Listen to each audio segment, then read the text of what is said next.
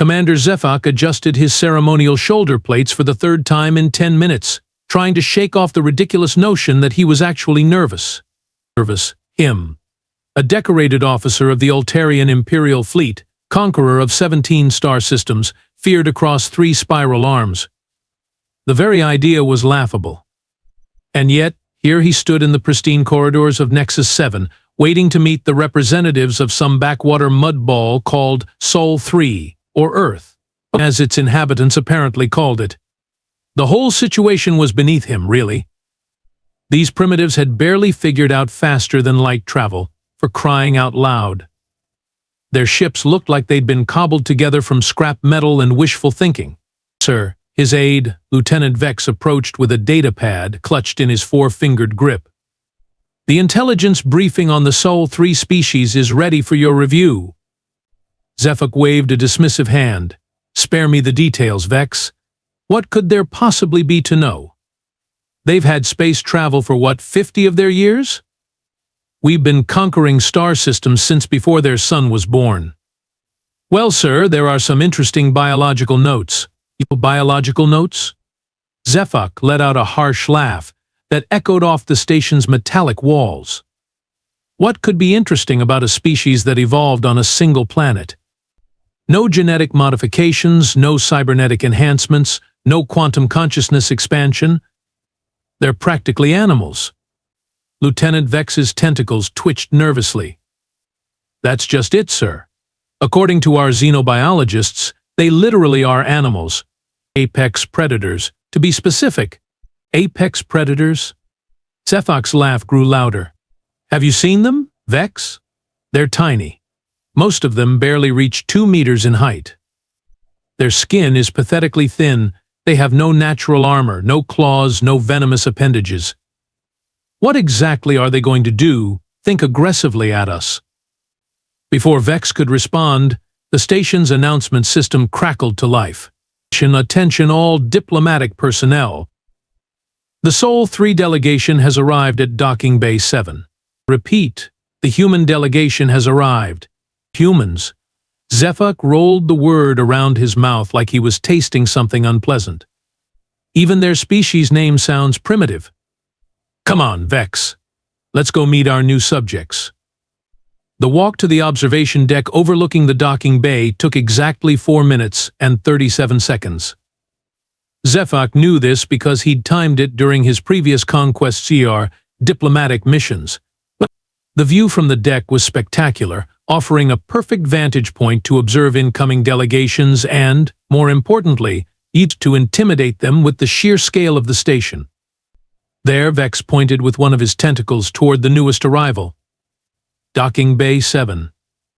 Zephak pressed his face against the reinforced transparasteel window and peered down at the human vessel.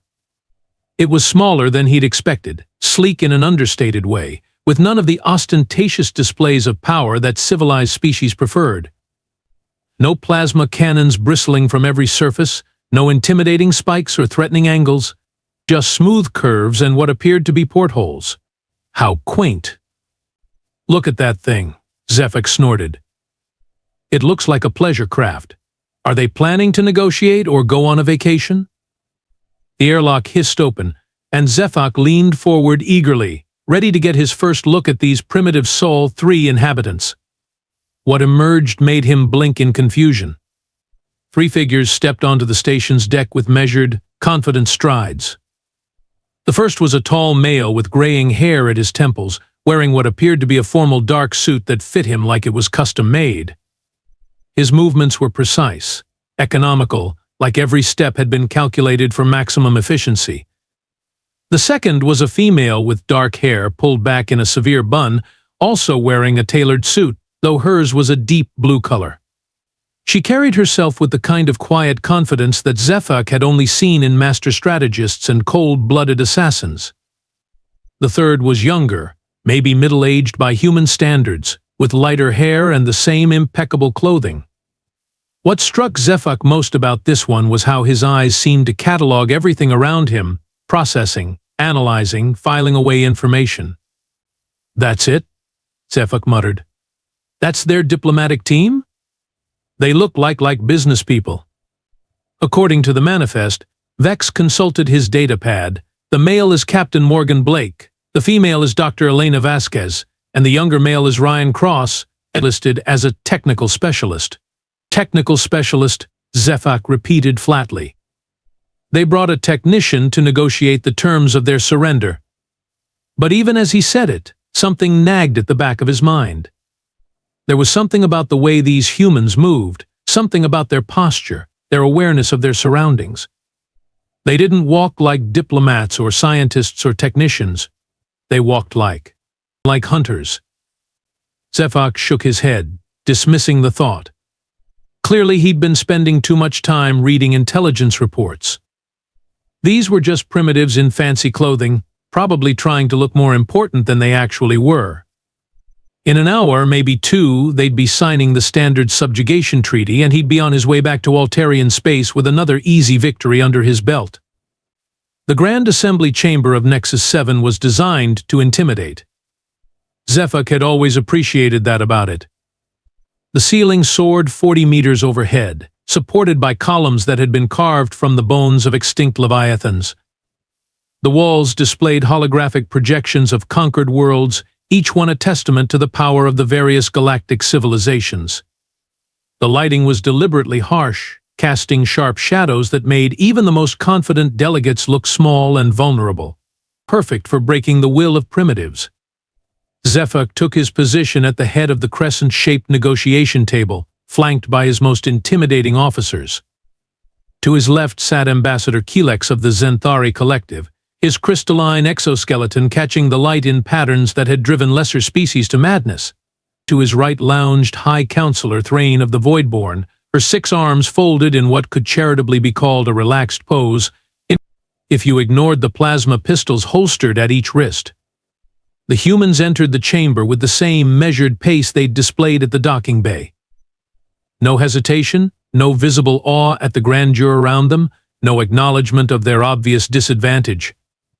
They simply walked to their assigned seats and sat down like they were attending a board meeting. How delightfully anticlimactic, Thrain murmured, her voice carrying the electronic distortion that all Voidborn used to hide their emotions. I was expecting at least some cowering. Captain Blake folded his hands on the table and looked directly at Zephak. Commander, thank you for arranging this meeting. We appreciate the opportunity to discuss our mutual interests. Mutual interests?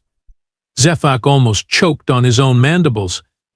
Captain Blake, let's dispense with pleasantries, shall we? You're here because your species has finally achieved interstellar travel, which means you've entered our sphere of influence. The Altarian Empire has been the dominant force in this sector for over 10,000 years. Impressive, Dr. Vasquez said in a tone that somehow managed to sound both polite and utterly dismissive. 10,000 years. That's quite a track record. Indeed, Zephak puffed up his chest, missing the subtle inflection entirely. Which brings us to why you're here. Earth, or Sol 3 as we prefer to call it, possesses certain resources that would be beneficial to the Empire. Your oceans, your atmospheric composition, your mineral deposits. In exchange for these resources, we're prepared to offer you protection and guidance as you transition to a proper interstellar civilization. Ryan Cross leaned back in his chair slightly, and Zephak caught something unsettling in the human's eyes. Protection from what exactly? From the harsh realities of galactic politics. Naturally, Ambassador Kelex interjected, his voice ringing like crystal chimes. There are many dangerous species out here, Mr. Cross. Pirates, raiders, expansionist empires with far less generous intentions than the Altarians. Blake nodded slowly. So you're offering us a protection racket? The silence that followed was deafening. Even the chamber's ambient hum seemed to pause. I beg your pardon? Zephak's voice had dropped to a dangerous whisper. A protection racket, Blake repeated calmly. You know, nice planet you've got here. Shame if something happened to it. Classic setup. You create or exaggerate a threat, then offer to protect against it for a price. Very old business model. Thrain's 6 arms tensed simultaneously. You seem to be under the impression that this is a negotiation, Captain Blake. Isn't it? Dr. Vasquez asked, her tone remaining professionally neutral. I mean, you did invite us here to discuss terms. Unless this is more of a surrender ceremony, in which case someone really should have mentioned that in the invitation. Zephak felt his breathing quicken. The sheer audacity of these creatures was staggering. Dr. Vasquez, perhaps you misunderstand the situation. The Altarian Empire controls this entire sector. We have fleets that could reduce your homeworld to asteroids within hours. We're offering you the opportunity to join our civilization voluntarily. And if we decline? Ryan Cross asked, his fingers drumming a slow rhythm on the table's surface. Then you don't join voluntarily, Keelek said with what passed for a smile among his species. Blake leaned forward slightly, and something changed in his posture. Zephak couldn't put his finger on it, but suddenly the human seemed larger, more present. Commander, I think there might be some fundamental misunderstandings here. You see, humans have dealt with protection rackets before.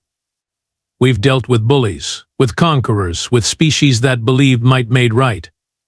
And how did that work out for you? Thrain asked, her electronic voice dripping with sarcasm.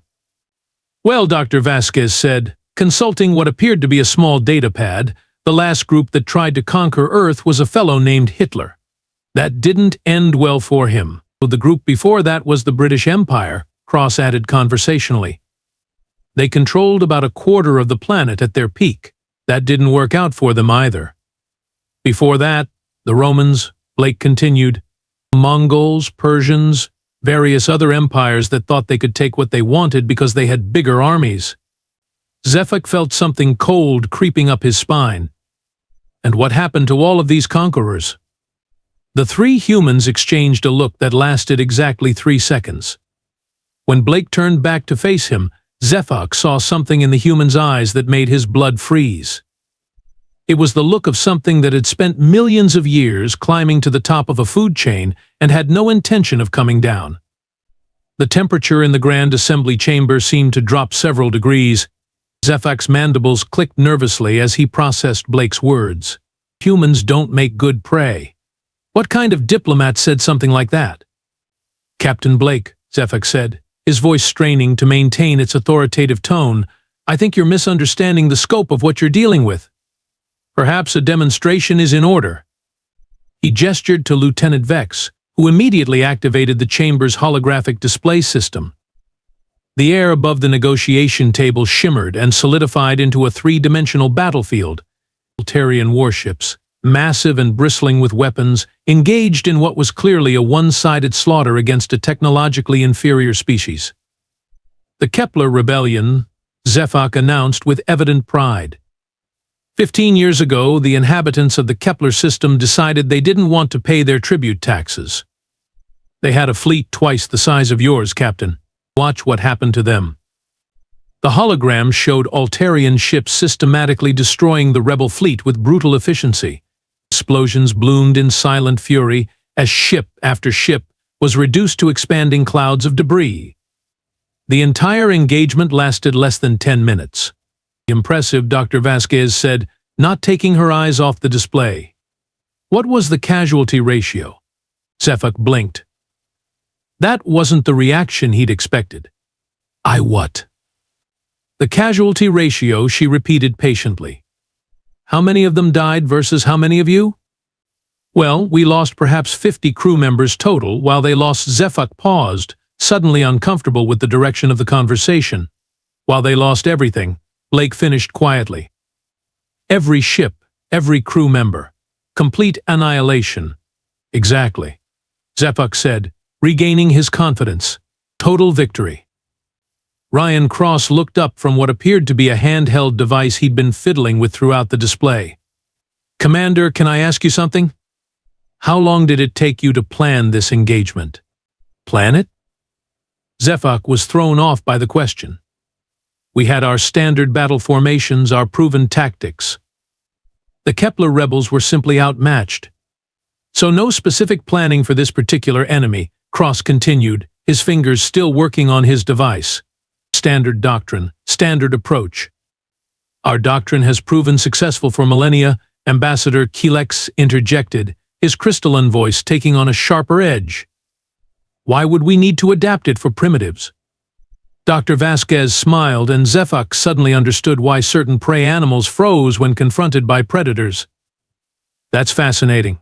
You see, humans have this saying, no plan survives contact with the enemy.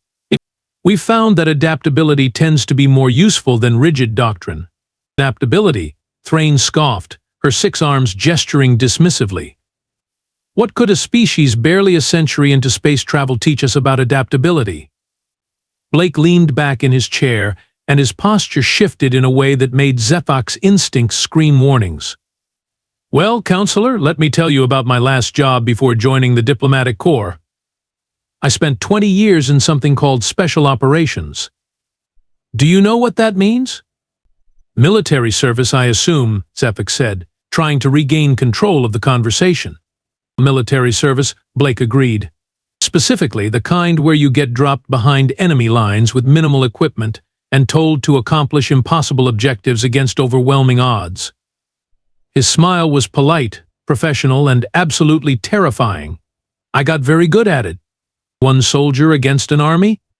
Zefak's laugh sounded like breaking glass. Even if that's true, what could one human accomplish? Well, Blake said conversationally, humans have this interesting biological quirk. We're persistence hunters. Do you know what that means? The silence stretched uncomfortably.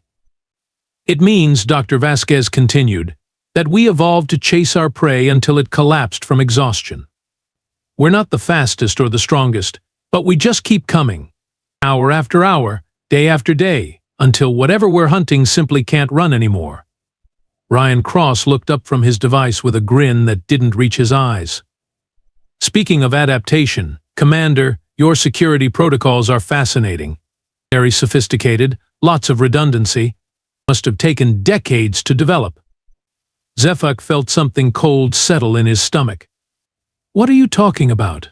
Cross held up his device, and the screen displayed what looked suspiciously like Nexus 7's internal network architecture. Oh, just professional curiosity. Your systems are really quite impressive. Lots of layers, multiple authentication requirements, quantum encryption. Very thorough. How did you Thrain started, then stopped? Access your networks? Cross finished helpfully. Well, that's the thing about human technology. We didn't have the luxury of conquering other species and taking their innovations. We had to develop everything ourselves, which means we got really good at making things work together.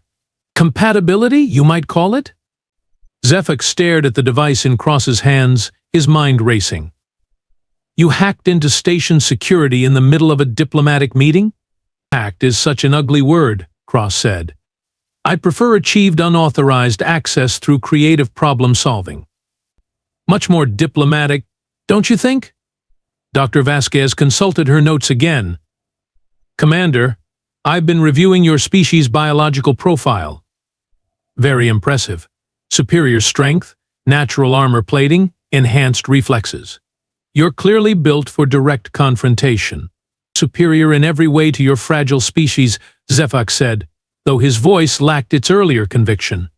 Oh, absolutely, she agreed cheerfully. In direct confrontation, an Altarian would destroy a human every time. Fortunately, humans rarely engage in direct confrontation when we can avoid it. We prefer what we call asymmetric warfare. Which means, Ambassador Zephak asked, though Zephak suspected he already knew the answer. Blake's smile widened slightly. It means we don't fight fair, Ambassador. We fight to win. The holographic display was still running, showing the Altarian fleet's decisive victory over the Kepler rebels.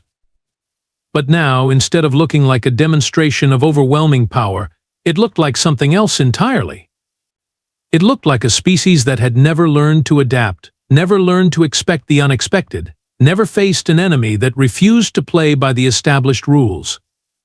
Zephak had reached his breaking point.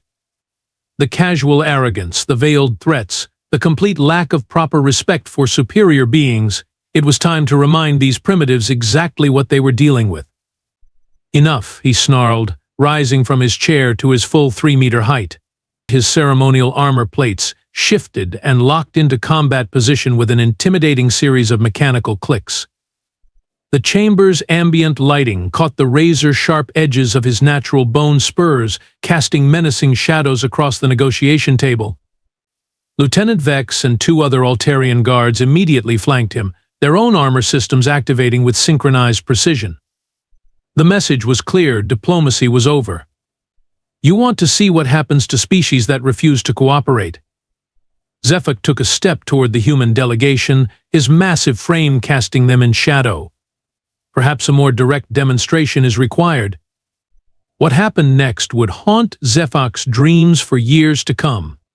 The three humans didn't panic. They didn't scramble backward or cry out in fear. Instead, they did something that made every predatory instinct Zephak possessed suddenly reverse itself. They moved as one. Blake was on his feet before Zephak had even finished his threat, positioning himself slightly forward and to the left. Dr. Vasquez shifted to the right, her chair sliding back with practiced precision. Cross moved to cover the rear approach, his handheld device somehow vanishing into his jacket while his hands remained visible and relaxed. It happened in less than 2 seconds. No verbal communication, no obvious signals. They simply knew. Fascinating, Ambassador Kelex whispered, his crystalline voice carrying a note of something that might have been professional admiration. Look at their formation. Zephak looked, and what he saw made his blood run cold. The humans had instinctively positioned themselves to cover each other's blind spots, to maximize their defensive coverage, to ensure that no single attack could eliminate more than one of them. It was pack-hunting behavior, refined by millions of years of evolution. "Commander," Blake said calmly, his posture relaxed, but somehow radiating controlled lethality, "I think there's been a misunderstanding. You see, humans have been dealing with creatures much larger and stronger than ourselves for our entire evolutionary history."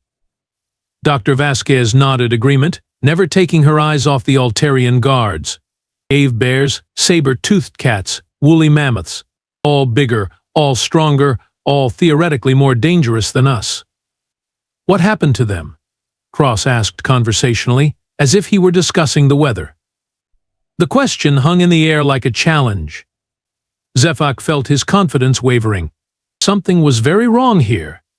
These creatures should be cowering, begging, offering to surrender.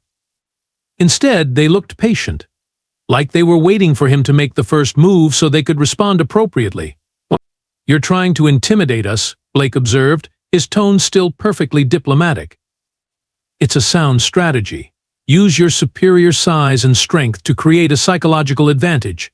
Very effective against most species, I'd imagine."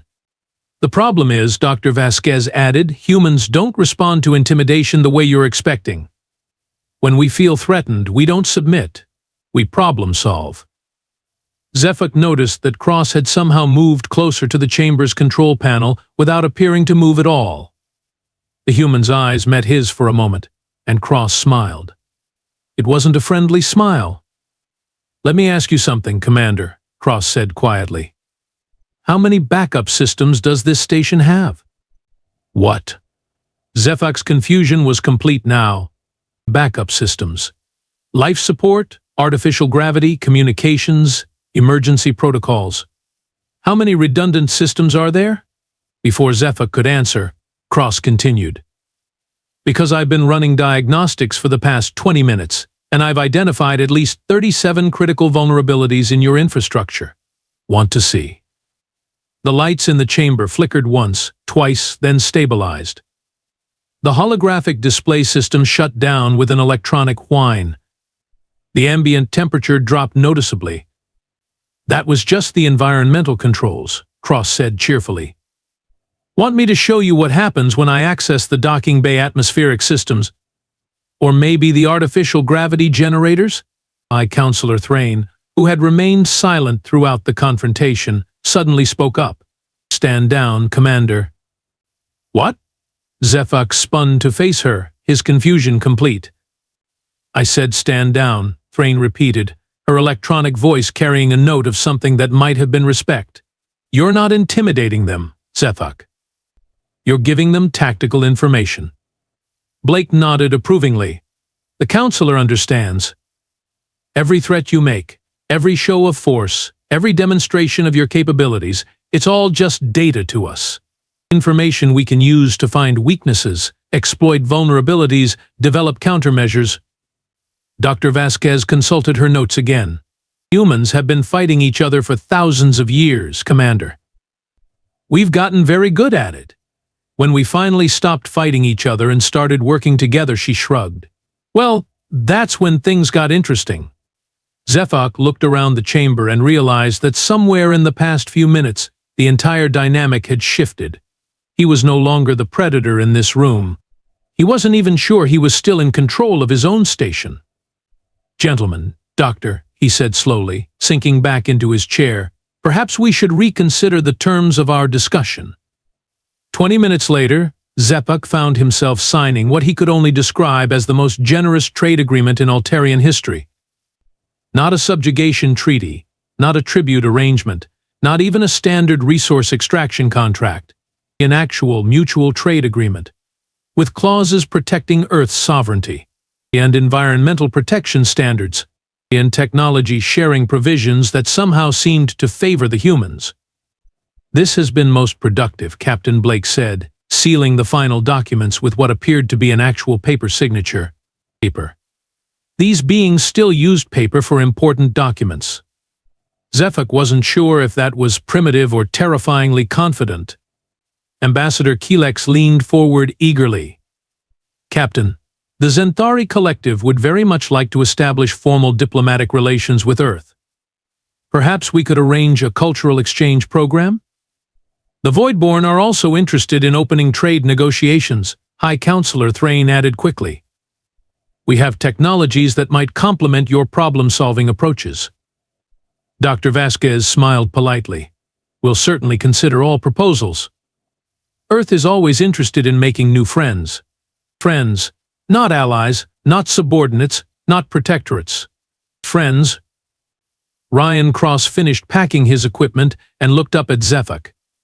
Commander, thank you for the networking practice. Your security systems were excellent training exercises. The human had treated the station's most advanced defensive protocols like a puzzle game. Captain Blake, Zephak said, as the humans prepared to leave, before you go, I have to ask. Your diplomatic credentials, your negotiation experience, where exactly did Earth find people qualified for interstellar diplomacy? Blake paused at the chamber's entrance and turned back with that same professional smile he'd worn throughout the entire meeting. Commander, you're operating under a false assumption, which is... You think Earth sent diplomats. The three humans exchanged another one of those wordless communications that had become so unsettling. Earth doesn't have diplomats, Dr. Vasquez explained. We've never needed them before. So what exactly are you? Zephak asked, though he was beginning to suspect he didn't want to know the answer. Cross grinned. We're the three people who volunteered to come talk to aliens instead of letting the military handle first contact. You mean Ambassador Kelex's crystalline voice cracked slightly. We're the friendly option, Blake said cheerfully. The next delegation won't be diplomats either, but they'll be a lot less interested in talking. As the chamber doors closed behind the human delegation, Zephak slumped in his chair and contemplated the new reality of galactic politics. Somewhere out there was a species that had climbed to the top of their food chain by being too stubborn to die, too clever to outwit, and too dangerous to ignore. And these three terrifyingly competent individuals were apparently the ones they sent when they wanted to be nice. Zephak reached for his communicator to contact Altarian High Command. This was going to be a very long report. But first, he was going to recommend an immediate upgrade to every security system in the fleet.